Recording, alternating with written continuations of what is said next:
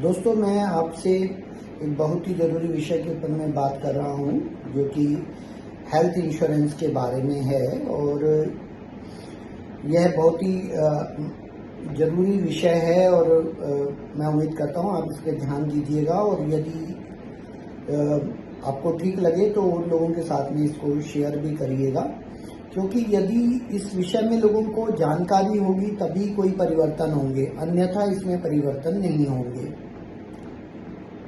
और यदि हम ये सोचते रहेंगे कि ये आज मेरी समस्या नहीं है, तो कल ये हमारे लिए बड़ी समस्या बन के सामने आएगी। इसलिए यदि इस समस्या का हम जल्द से जल्द समाधान कर पाएं तो वो हमारे लिए अच्छा रहेगा। दोस्तों, हमारे देश के अंदर में जो हेल्थ केयर इंश्योरेंस है, उसके अंदर में एक बड़ी अजीबोगरीब बात है, और वह यह है कि आदमी की जैसे जैसे उम्र बढ़ती जाती है, हेल्थ केयर इंश्योरेंस का उसका प्रीमियम बढ़ता जाता है। और उसकी वजह से ऐसा होता है कि लोग जब 60-65 साल की उम्र पे पहुंचते हैं तो प्रीमियम इतना ज़्यादा हो जाता है हस्बैंड वाइफ का मिला के कि वो उन लोगों के लिए अफोर्डेबल रहता ही नहीं है।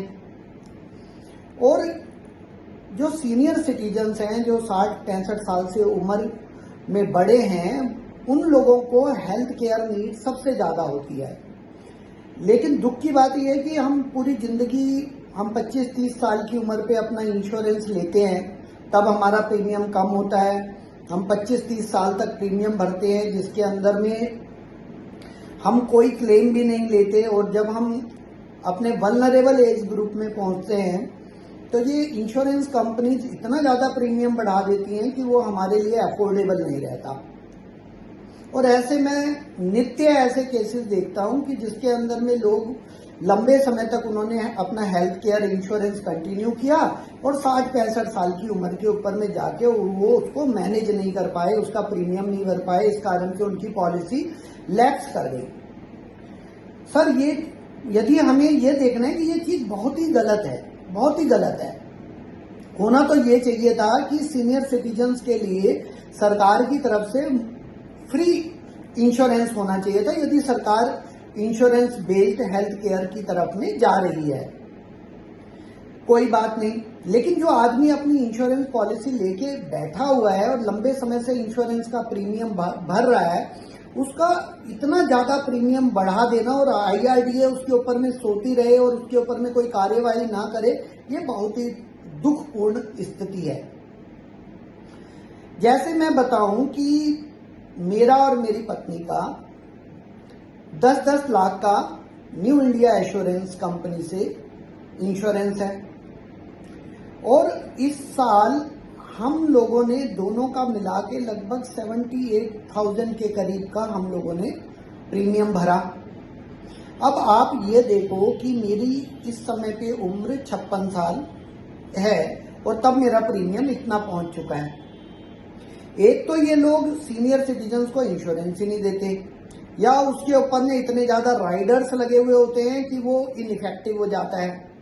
और जैसे कि मेरे बड़े ब्रदर हैं, उनका 5 लाख का इंश्योरेंस है और लगभग उनका हस्बैंड वाइफ का दोनों का मिला के और लगभग उनका प्रीमियम 60-70 हजार रुपए के करीब पहुंच गया है, और वो और बढ़ता जाएगा।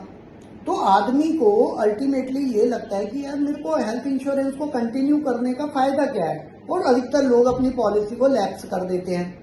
यहाँ पे जो इम्पोर्टेंट ध्यान देने योग्य बात है कि उम्र के साथ में आदमी जब एक रिटायरमेंट एज पे चला जाता है, 60-65 साल की उम्र से ऊपर हो जाता है, उसकी इनकम या तो बंद हो जाती है, वो बच्चों पे आश्रित हो जाता है, या उसको यदि कोई थोड़ी बहुत इनकम आ भी रही है तो वो उसकी इनकम उतनी नहीं रहती जो उसकी जवानी के समय के अंदर में इनकम रही होती है।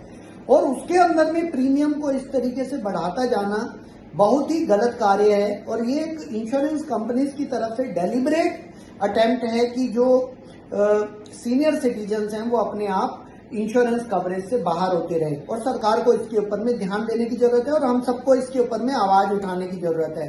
जब तक कि अधिक से अधिक लोगों के बीच में इसके बारे में अवेयरनेस नहीं आएगी, तब तक ये चीजें बदलने वाली नहीं है।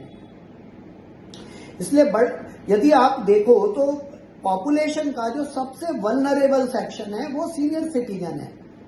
क्योंकि चाहे वो अपनी अच्छे वक्त के अंदर में जब वो स्वस्थ थे, उन्होंने कितना भी पैसा कमाया हो, कुछ भी किया हो, लेकिन अपनी ओल्ड एज के अंदर में आके या तो वो अपने बच्चों के ऊपर में निर्भर हो जाते हैं और बीमारियां उनको सताने ही शुरू कर देती हैं, और इस तरीके से उनकी या तो इनकम कम हो जाती है या वो बच्चों के ऊपर में निर्भर होते हैं।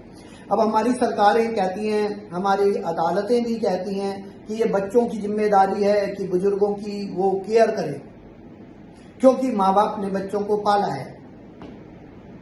क्या एक नागरिक ने अपने 60-65 साल की उम्र तक पहुंचने से पहले देश को टैक्स नहीं भरा है? I am not talking about income tax payers only. Everybody who is existing in this country is paying tax in one way or other. आप पानी पी रहे हो, आप कुछ रोटी खा रहे हो, गेहूं खरीद रहे हो, चावल खरीद रहे हो, दाल खरीद रहे हो, दूध खरीद रहे हो, जिंदा रहने के लिए हर चीज के ऊपर में टैक्स लगा हुआ है। जीएसटी, सर्विस टैक्स, हर चीज पे लगा हुआ है। तो एक गरीब से गरीब आदमी भी इस देश के विकास के अंदर में कंट्रीब्यूट कर रहा है, और देश की सरकार का उसके प्रति कुछ ना कुछ तो दायित्व बनता है, देश का उसके प्रति कुछ ना कुछ तो जिम्मेदारी बनती है। और मैं यहाँ पे ये नहीं कह रहा कि आप उन्हें खैरात दो, मैं ये कह रहा हूं कि आप इस तरीके की, यदि आपने insurance based health care system लाना है तो इस तरीके की पॉलिसीज लाओ जिसके अंदर में 60 साल के बाद में आदमी को प्रीमियम ना देना पड़े, और या उसका प्रीमियम बढ़े ना, कम से कम। सही चीज तो ये होगी कि insurance coverage should be by the government, लेकिन यदि वो नहीं हो रहा तो इंश्योरेंस पॉलिसीज ऐसी होनी चाहिए कि किसी को भी 60 साल की उम्र के बाद में प्रीमियम ना देना पड़े, जो उसने पहले 20 साल 25 साल अपना प्रीमियम दिया है। आप जवानी के अंदर में ज्यादा प्रीमियम ले लीजिए, जब आदमी की अफोर्डिंग कैपेसिटी है थोड़ा सा ज्यादा प्रीमियम ले लीजिए, लेकिन उस प्रीमियम को जो आदमी 15 साल से 10 साल से 20 साल से अपनी पॉलिसी को मेंटेन करता आ रहा है, उसका प्रीमियम 60 साल की उम्र या 65 साल की उम्र के बाद में बिल्कुल नहीं बढ़ना चाहिए, बिल्कुल नहीं बढ़ना चाहिए। हेल्थ केयर इंश्योरेंस के अंदर में हमें पैरिटी लानी पड़ेगी कि वो उम्र के हिसाब से ना बढ़े, ताकि वो नागरिक के लिए अफोर्डेबल रहे।